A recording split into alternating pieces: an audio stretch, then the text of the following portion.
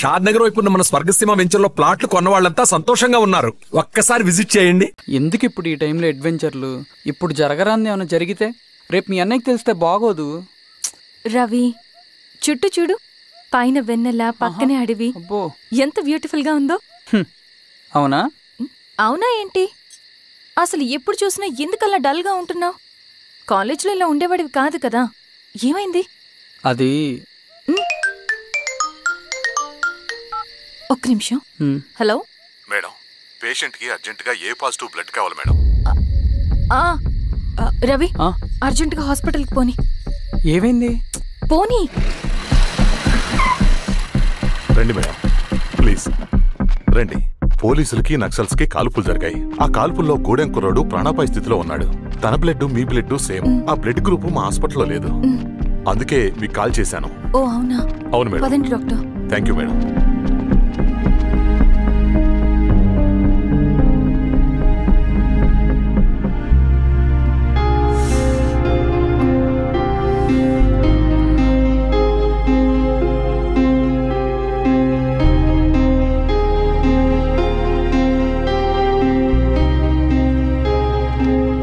Thank you madam.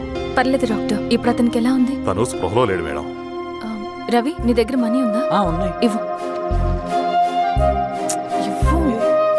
ఇది అతనికి అందించండి, జాగ్రత్తగా చూసుకోండి. అలాగే మేడం. రవణ, రవణ,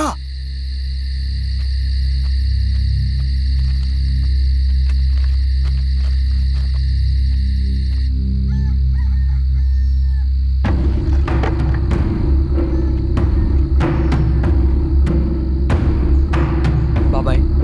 బాబాయ్, ఏంటి ఈ టైంలో వచ్చావు?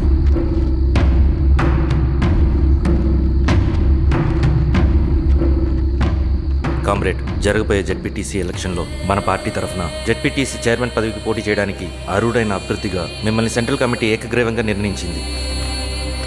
ఒక మామూలు రైతు కూలిని నాయకుడిని చేయగలిగిన దళం ఒక్కటే. ప్రాణాలు అడ్డేసైనా సరే అన్న చెప్పింది చేసుకుంటూ పోతా. లాల్ సలాం కామ్రేడ్. లాల్ సలాం. బాబాయ్, మీతో ఉన్న మన కూలీలకు, నీ వెనుకున్న సింగన్నకు ఈ గెలుపు ముఖ్యం. ఈ గెలుపు మన హక్కు కామ్రేడ్. వీళ్ళ మద్దతు మనకే ఉందన్నా. ఇది సరే, ఆ వర్గం వాళ్ళ ఓట్లు కూడా మనకు పడాలి. నమస్తే. నమస్తే అమ్మా. మీ ఇద్దరిని చూస్తుంటే కడుపు నిండిపోతుందమ్మా. ఒక ఎంఆర్ఓ, ఒక జెడ్పీటీసీ చైర్మన్. అదేంటి బాబాయ్, ఇంకా ఎలక్షన్స్ జరగలేదు? పోటీ అని ఉంటేనే కదమ్మా ఎలక్షన్స్ జరిగేవి. అన్నయ్యది ఏకగ్రీవం. బాబాయ్,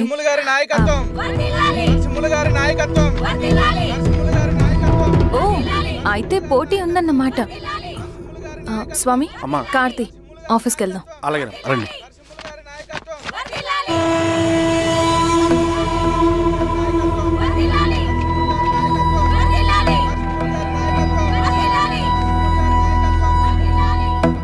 నమస్తే. మొన్నటి వరకు కూడా కూలీ రేట్ల విషయంలో కొంచెం ఆటవిడుపుగా ఉందామని అనుకున్నాం. ఇప్పుడు ఆ అవసరం లేదు. ఎందుకంటే చట్టసభల్లో మీతో పాటు కూర్చునే అవకాశం మాకొచ్చింది. అంబేద్కర్ కలలు ఇప్పుడు నిజమవుతాయి. పదండ్రా.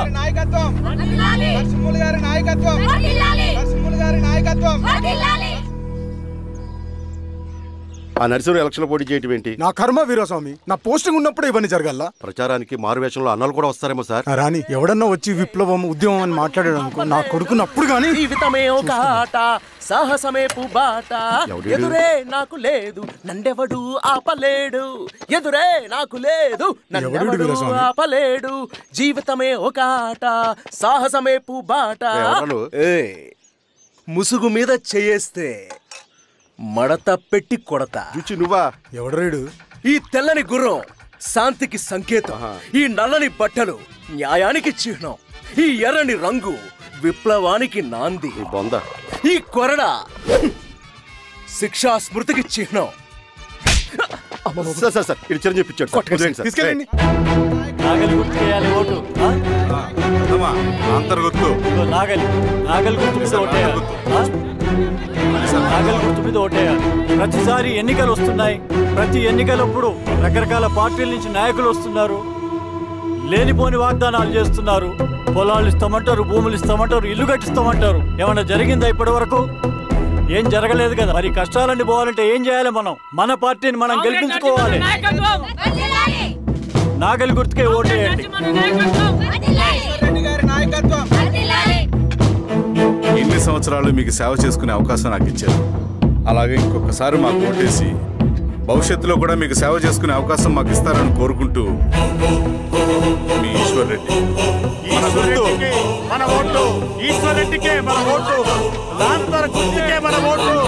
సార్ మర్చిపోకుండా మోయా. నమస్తే.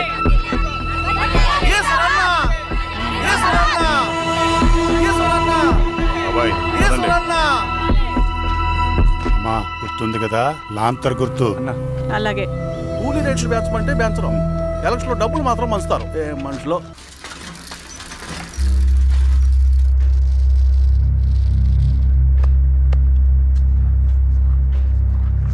చెప్పండి అన్న. అన్ని సమస్యలు పోలీస్ స్టేషన్ల పరిష్కారం కావు రెడ్డి, కొన్ని మనమే చూసుకోవాలి. పంట ఎదగాలి అంటే పొలంలో నీళ్లు పారించాలని పెద్దోళ్ళు అంటారు. అదే పంట చేతికి రావాలంటే రక్తం పారించాలని అడవిలో వాళ్ళంటే అట్టే. కానీ ఇందులో మన తప్పేం లేదు. అందుకు మనమేం చేయలేం. ఊర్లో అన్నిటికీ పెద్ద అడవి. ఏది జరిగినా నీ చేతుల మీదగానే జరగాలి. అర్థమైంది కదా? పదరా.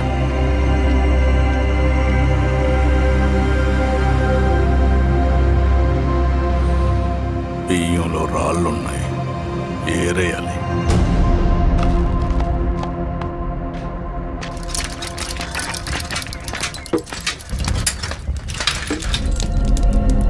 నమస్తే. నమస్తే. ఓ లీటర్ పాలు పోయి.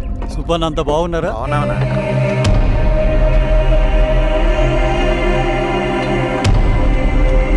వెళ్ళొస్తాను. మంచిది, వస్తాను.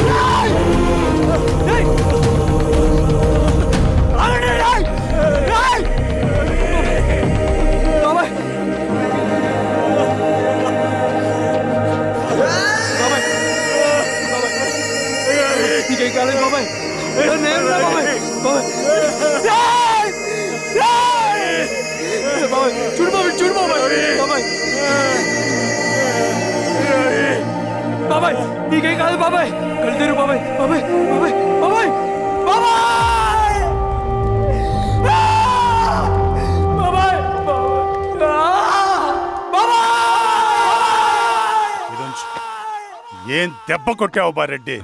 ఒక దెబ్బకు 2 పిట్టలు. ఎలక్షన్స్ ఏకగ్రీవం. ఇంకొకటి, రేపటి నుంచి ఆ కూలీ నా కొడుకులు మనం ఎంత ఇస్తే అంతగా వచ్చి పనిచేస్తారట.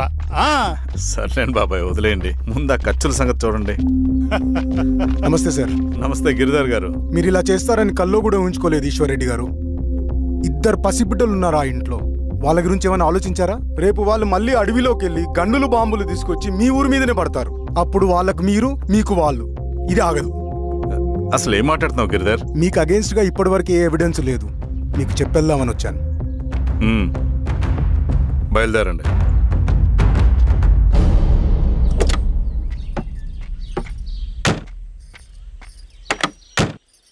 రవి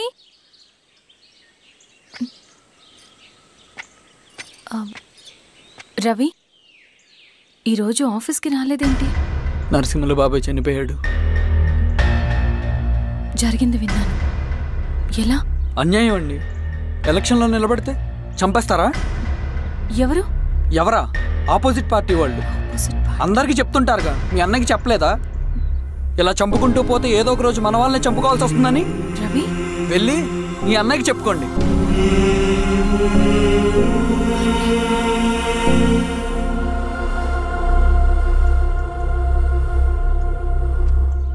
అన్నయ్య, నీతో మాట్లాడాలి. ఏంటమ్మా? ఎందుకు ఇలా చేసావన్నయ్య? ఊరంతా సరే, నువ్వు కూడా నన్ను తప్పడుతున్నావమ్మా. ఇందులో తప్పు పట్టడానికి ఏముందన్నయ్య? నిన్న నా కళ్ళతోనే చూశాను. స్వామి కారాపు దానికి పద.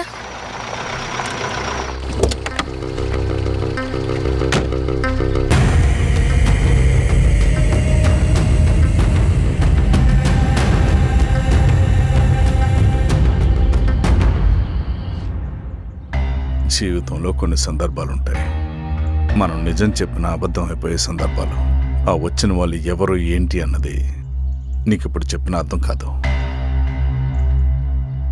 నిజం నిలకడగా నీకే తెలుస్తుంది. నువ్వే ఇదంతా చేసినట్టు తేలితే మాత్రం నిన్ను జీవితంలో క్షమించలేనన్నయ్య.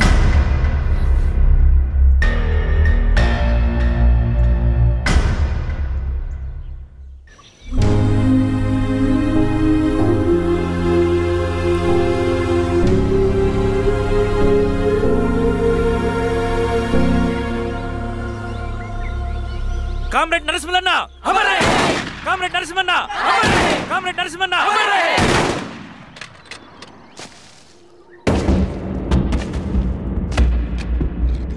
ఇలా జరుగుతుందని ఊహించలేదు. ఇవాళ నుండి వాళ్ళ కుటుంబ బాధ్యతలన్నీ మన విప్లవ సంఘమే చూసుకుంటుంది.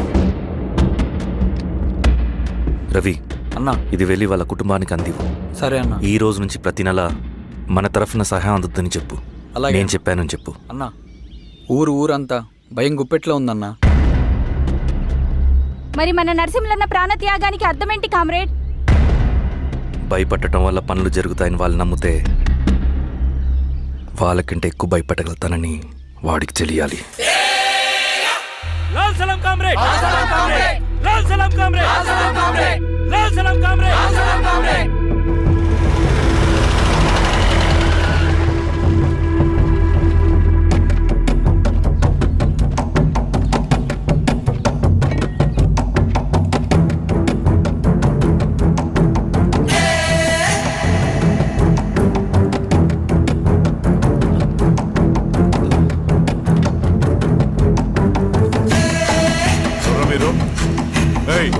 ఏంట్రాది?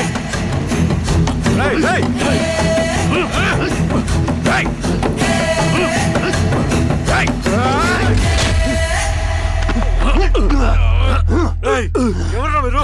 ఏం కావాలి?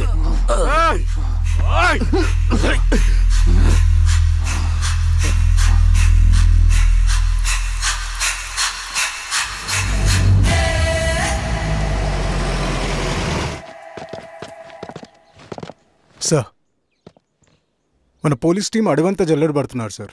You don't worry sir. చూడు ఇన్స్పెక్టర్, సాయంత్రంలో ఈశ్వరయ్య ఇంట్లో ఉండాలా. వాడికి ఏమైనా అయితే మీ డిపార్ట్మెంట్లో ఏ ఒక్కడిని విడిచిపెట్టను నేను.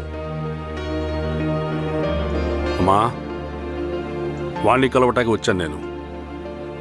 ఇంతలో ఇలా జరిగిపోయింది. నువ్వు ధైర్యంగా ఉండమ్మా. సార్, ఈ కంప్లైంట్ మేడం సైన్. ఇదిగో, దీని మీద సంతకం పెట్టమ్మా.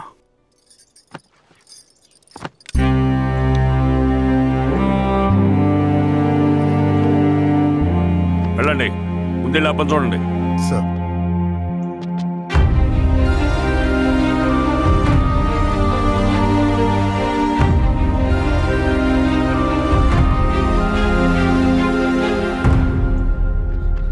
అయ్యా అయ్యా అయ్యా, మన పొలంలో అయ్యా. ఏమైందిరా? ఈశ్వర్య శవం శవం శవం. చెన్నారెడ్డి,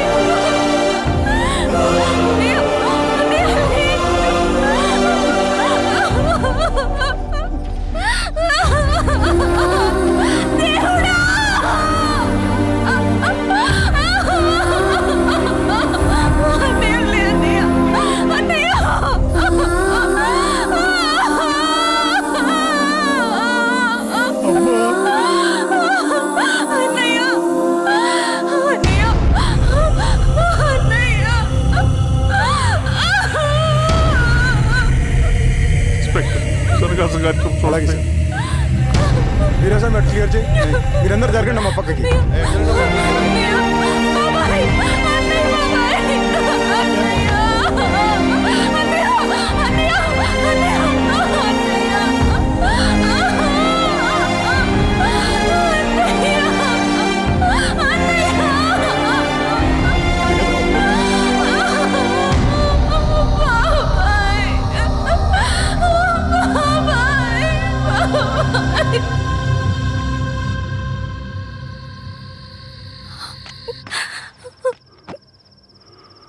ఊరుకో అమ్మా, ఊరుకో.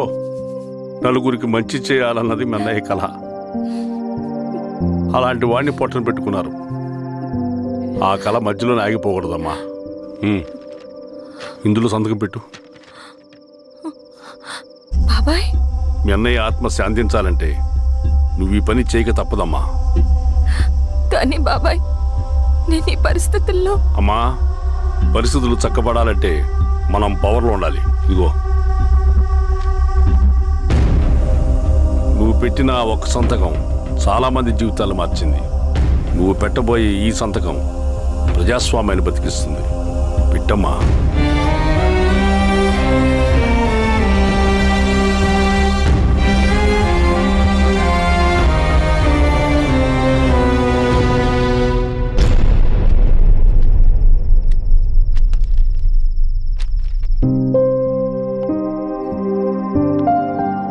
వెళ్ళొస్తాను.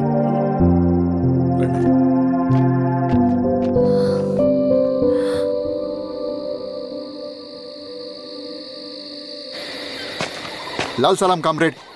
లాల్ సలాం.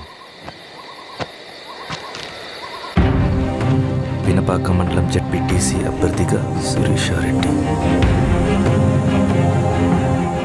రవిని పిలిపించు. లాల్ సలాం కామ్రేడ్. లాల్ సలాం. ఎంఆర్ఓ శిరీష ఈ ఎలక్షన్ నుంచి తప్పుకోవాలి. ఏం చేయమంటావు అన్నా? శిరీషాని ప్రజాకోర్టులో హాజరుపరచాలి. అది నువ్వే చేయాలి. అన్నా, ఎక్కడికి పోతున్నాం మనం? సమసమాజ స్థాపన వైపుకు.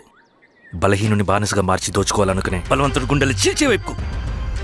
అభయం ఇచ్చే ఎర్ర జెండా నీడ వైపుకు. రవి, అందుకే ఎలక్షన్ జరగకూడదు. గెలిస్తే మనమే గెలవాలి.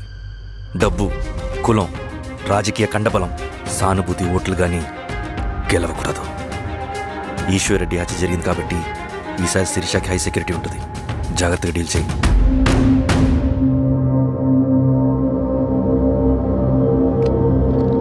ఇక్కడ విప్లవ లక్ష్యాలకే తప్ప ఎమోషన్కి చోట్లేదు రవి. హత్యకి గురైన నరసింహులకు 2 పసిబిడ్డలున్నారు. అలాంటి ఎందరో పసిబిడ్డల భవిష్యత్తు కోసం మనం ఇచ్చేసినాం రవి. రవి, సెకండ్ వరల్డ్ వార్లో జర్మన్ సైన్యం స్టాలిన్ కొడుకుని బంధించింది. తమ జనరల్స్ని వదిలిపెడితే గానీ నీ కొడుకును వదిలిపెట్టమని బేరం పెట్టింది. స్టాలిన్ ఏం చేశాడో తెలుసా? దేశం కోసం తన కొడుకుని వదిలేసుకున్నాడు. కానీ జనరల్స్ని వదిలిపెట్టలేదు. అది కమిట్మెంట్ అంటే. అదే కమిట్మెంట్ నీకు మన ఉద్యమం పట్ల ఉంటే వెళ్ళి శిరీషను తీసుకురా.